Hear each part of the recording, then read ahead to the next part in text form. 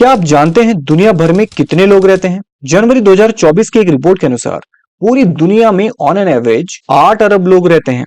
और यदि इसे पूरी दुनिया के एरिया के हिसाब से डिस्ट्रीब्यूट करें तो लगभग 15 लोग 1 किलोमीटर स्क्वायर के दायरे में रहते हैं। सुनने में कितना इजी और अट्रैक्टिव लग रहा है ना, लेकिन इन रियलिटी ऐसा है नहीं। भारत की अगर बात करें तो भारत में 438 लोग 1 किलोमीटर स्क्वायर के दायरे में रहते हैं, जबकि दुनिया में ग्रीनलैंड ऐसा देश है जहां प्रति वर्ग किलोमीटर एक इंसान भी नहीं है। तो आखिर इतना अनफेयर डिस्ट्रीब्यूशन क्यों? तो आइए जानते हैं कि वो कौन से फैक्टर्स हैं जो जनसंख्या के वितरण को प्रभावित करते हैं। क्या किसी स्थान की जनसंख्या में परिवर्तन किया जा सकता है? कैसे? और कैसे हम किसी डायग्राम की मदद से आसानी से समझ सकते हैं कि उस देश की जनसंख्या का स्वरूप कैसा है? जानेंगे सभी कुछ आज के इस लेक्चर में। Hey everyone, welcome to this lecture. आइए शुरू करते हैं। अगर आप वर्ल्ड पॉपुलेशन क्लॉक पर एक नजर डालें तो आप शॉक्ड हो जाओगे। 1 सेकंड से भी कम समय में बच्चों का जन्म हो रहा है और जिस रफ्तार से जन्म हो रहा है उस रफ्तार में मृत्यु दर नहीं है, यानी कि जनसंख्या बहुत तेजी से बढ़ रही है। लेकिन ये जनसंख्या रहेगी कहां? अगर आंकड़ों की बात करें तो पूरी दुनिया का क्षेत्रफल है 51 करोड़ वर्ग किलोमीटर। तो इस हिसाब से जनसंख्या घनत्व होगा 15 मनुष्य प्रति वर्ग किलोमीटर। जनसंख्या घनत्व का अर्थ है कि 1 वर्ग किलोमीटर के क्षेत्र में कितने लोग रहते हैं। मतलब अगर 1 किलोमीटर लंबा और 1 किलोमीटर चौड़ाई का यदि कोई क्षेत्र है तो उसमें कितने लोग आते हैं। ठीक है, यदि मान के चलो कि किसी एरिया में इसमें केवल 5 लोग हैं और वहीं दूसरी ओर इसमें 25 लोग हैं, तो आप आसानी से समझ जाओगे कि 5 लोगों के लिए जो भोजन पानी की व्यवस्था होगी वो 25 वालों की तुलना में ज्यादा होगी। ठीक है, तो इसे जनसंख्या घनत्व कहते हैं। और इसे निकालते कैसे हैं? इसे निकालने के लिए कुल जनसंख्या में कुल क्षेत्रफल का भाग दे दिया जाता है। जैसे विश्व के संदर्भ में मैंने कहा कि विश्व का जनसंख्या घनत्व 15 मनुष्य प्रति वर्ग किलोमीटर है। तो ये कैसे आया? विश्व की जनसंख्या है 8 अरब और यदि इसे कुल क्षेत्रफल 51 करोड़ से यदि भाग दे दिया जाए तो ये आता है 15.72 मनुष्य प्रति वर्ग किलोमीटर। ठीक है, तो इस प्रकार जनसंख्या घनत्व का आकलन किया जाता है, लेकिन ये केवल एक गणितीय फॉर्मूला है। वास्तविकता इससे काफी अलग है। दुनिया की जितनी भी पॉपुलेशन है उसका 90% भाग धरातल के 30% भूभाग में रहता है। तो अब आप समझ जाइए कि डेंसिटी कितनी खतरनाक होने जा रही है। 90% लोग और 30% भूभाग पर। ठीक है, और अगर आप वर्ल्ड मैप में इस डिस्ट्रीब्यूशन को देखें तो आप पाएंगे कि ये 90% लोग पूरी दुनिया के इन 3 स्थानों पर रहते हैं, जिसमें आता है पहले नंबर पर दक्षिण पूर्वी एशिया, दूसरा इसमें उत्तर पश्चिमी यूरोप और तीसरा है उत्तर पूर्वी उत्तरी अमेरिका। तो 90% लोग इन 3 जगहों पर रहते हैं। ठीक है, बाकी 10% पॉपुलेशन पूरी दुनिया में रहती है। तो आखिर ऐसा क्या है कि 90% लोग केवल इन 3 क्षेत्रों में रहने के लिए बेताब हैं? आइए जानते हैं उन फैक्टर्स को जो पॉपुलेशन डिस्ट्रीब्यूशन को प्रभावित करते हैं। सबसे पहला फैक्टर है समुद्र की निकटता। देखिए, ये 3 क्षेत्र जो है समुद्र किनारे हैं और समुद्र जो है सबसे बड़ा स्रोत है भोजन का। भोजन के रूप में मछली सबसे आसान और जल्दी प्राप्त होने वाला सोर्स है। ठीक है, अगर हम कृषि फसलों की बात करें तो कृषि फसलों को उगाने में 5-6 महीने का समय लगता है, जबकि मछली कुछ मिनटों में ही आसानी से प्राप्त हो जाती है। इसीलिए भोजन की आसानी से उपलब्धता सबसे पहला और प्रमुख कारण है। और समुद्र की निकटता इन्हें व्यापारिक केंद्रों के रूप में विकसित करती है। ठीक है, क्योंकि समुद्र यातायात और व्यापार का सबसे सस्ता और तीव्रगामी साधन है। ठीक है, तो व्यापारिक केंद्र के रूप में विकसित होने के कारण ये तेजी से बंदरगाह, बाजार और नगरीकरण के रूप में विकसित होने लगे, जहां बाजार की सुविधा के साथ साथ रोजगार के अनेक अवसर भी मौजूद हैं, जिस कारण यहाँ पर जनसंख्या आकर्षित होने लगी। नेक्स्ट फैक्टर है जलवायु। देखिए, आदमी वहीं रहना पसंद करता है जहां रहने के लिए अनुकूल जलवायु होती है, और जलवायु पर असर डालने वाले कारकों में समुद्र का बहुत बड़ा रोल होता है। समुद्र किनारों के स्थानों की जलवायु हमेशा आर्द्र नम बनी रहती है, क्योंकि समुद्र तटवर्ती स्थान समुद्री समीर और स्थलीय समीर से हर वक्त प्रभावित रहते हैं। हालांकि दक्षिण पूर्वी एशिया की जलवायु आर्द्र गर्म है और यूरोप और अमेरिका की जलवायु ठंडी है, लेकिन अटलांटिक महासागर में बहने वाली गल्फ स्ट्रीम की गर्म जलधारा उत्तर पूर्वी अमेरिका और पश्चिमी यूरोप के तटवर्ती भागों का मौसम आर्द्र गर्म बनाए रखती हैं, जो कि इन्हें बाकी के यूरोपीय भागों से अलग बनाता है। नेक्स्ट इसमें पृष्ठभूमि में कृषि योग्य भूमि का होना। देखिए, विश्व की रोटी की टोकरी उत्तरी अमेरिका के प्रेरीज के मैदान को कहा जाता है, क्योंकि यहाँ पर मक्के का उत्पादन सबसे ज्यादा होता है। ठीक है, इन्हें गेहूं की टोकरी के नाम से भी जाना जाता है, क्योंकि यहाँ पर गेहूं का उत्पादन भी सबसे ज्यादा होता है।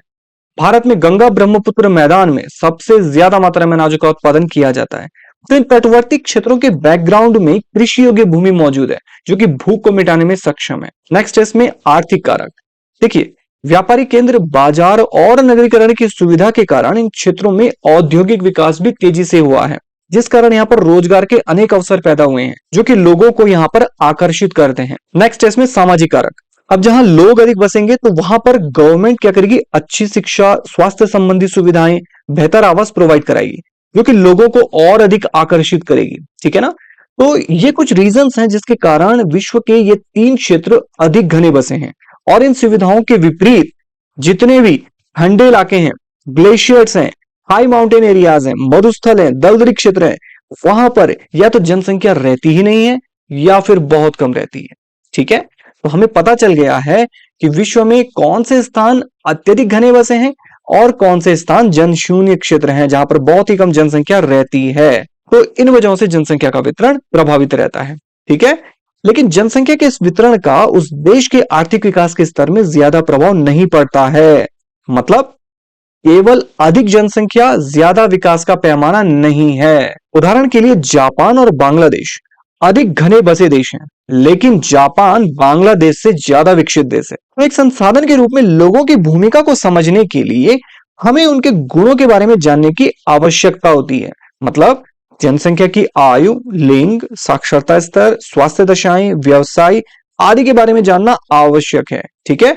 और इन सभी को जनसंख्या संगठन कहते हैं। और जनसंख्या संगठन को प्रदर्शित करने का सबसे बेहतरीन माध्यम है जनसंख्या पिरामिड। ठीक है। जनसंख्या पिरामिड एक ऐसा पिरामिड है जिसमें विभिन्न आयु वर्ग के पुरुष और स्त्रियों की संख्या को प्रतिशत के रूप में दर्शाया जाता है। और इस पिरामिड का आकार उस देश में रहने वाले लोगों की कहानी बताता है। मतलब उस देश में आश्रितों की संख्या ज्यादा है या फिर कार्यरत युवाओं की संख्या ज्यादा है। ठीक है। आश्रितों में आते हैं बच्चे जो 15 साल से कम आयु के बच्चे होते हैं और वृद्ध जो 65 साल से अधिक आयु के लोग होते हैं। ठीक है। तो आश्रितों की संख्या ज्यादा है या फिर कार्यरत युवाओं की। कार्यरत युवा यानी कि 15 से 65 के बीच में जो पॉपुलेशन होती है वो कार्यरत युवा हो गई। तो किस प्रकार की पॉपुलेशन उस देश में मौजूद है ये जनसंख्या पिरामिड बताता है। अगर किसी देश की जनसंख्या पिरामिड का आधार चौड़ा है और शीर्ष नुकीला है तो उस देश में जन्म दर और मृत्यु दर दोनों क्या होते हैं, उच्च होते हैं। ठीक है। जिस कारण बच्चे जन्म तो लेते हैं लेकिन प्रौढ़ावस्था से पहले ही मर जाते हैं और थोड़े बहुत बच्चे ही बड़े हो पाते हैं। इसलिए यहां पर वृद्ध लोग बहुत ही कम होते हैं, आश्रितों की संख्या कम होती है। ठीक है। अब जिन देशों में बाल मृत्यु दर कम होती है वहां पर युवा आयु वर्ग का पिरामिड चौड़ा होता है। जैसे भारत देश का जो जनसंख्या पिरामिड है वो इस प्रकार का है। ठीक है। अब जिन देशों में जन्म दर कम होती है तो वहां आधार पर पिरामिड सकरा होता है। ठीक है। जापान के पिरामिड से वहां की जनसंख्या का अनुमान लगाया जा सकता है। तो इस प्रकार जनसंख्या पिरामिड किसी भी देश की पॉपुलेशन के बारे में बहुत कुछ बताता है। ठीक है। ये पिरामिड केवल आयु वर्ग के ही नहीं बल्कि लिंगानुपात, साक्षरता स्तर, स्वास्थ्य दशाओं के बारे में भी बनाए जाते हैं। अब एक सवाल ये उठता है कि क्या किसी देश की जनसंख्या हमेशा एक जैसी रहती है? आंसर है नहीं। आज भारत दुनिया में जनसंख्या में पहले स्थान पर है जबकि 2023 से पहले चीन नंबर 1 पर था। तो जनसंख्या में परिवर्तन 3 प्रमुख कारणों से होते हैं। ठीक है। जन्म दर, मृत्यु दर और प्रवास। जन्म दर का अर्थ होता है प्रति 1000 व्यक्तियों पर जन्म लेने वाले जीवित बच्चों की संख्या। ठीक है। जबकि मृत्यु दर का अर्थ है कि प्रति 1000 व्यक्तियों पर मृतकों की संख्या। तो जन्म दर और मृत्यु दर दोनों ही बेहतर स्वास्थ्य सुविधाओं से संबंधित हैं। जबकि प्रवास का कनेक्शन आर्थिक सामाजिक ज्यादा है। ठीक है। स्वास्थ्य से जुड़ा भी है लेकिन सामाजिक आर्थिक कनेक्शन ज्यादा है। प्रवास का अर्थ होता है किसी एक देश को छोड़कर दूसरे देश में जाकर बसना।